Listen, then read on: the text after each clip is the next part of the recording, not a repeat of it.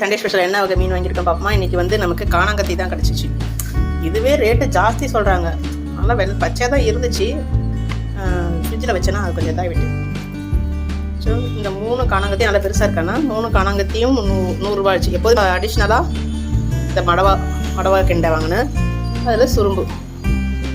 So இந்த மீன் இன்றைக்கி 100 ரூபாயாங்க. இன்றைக்கி ரொம்ப விலை கூட தான் மீன். என்ன கேட்டால் நான் வந்து ஒரு 2 மீன் தான் 50 ரூபாய்க்கு வாங்குவேன். 4 மீன் ரூபாய்க்கு வாங்கி கொஞ்சம் கொசுரும் போட்டு வாங்கிக்குவேன்.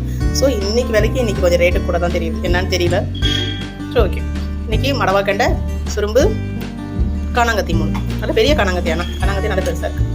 ஸோ வாங்கிட்டு சூப்பராக ஃப்ரெஷ்ஷாக கழுவிட்டோம். வெள்ளையாக கிடச்சி நல்ல புது மீன் தான்.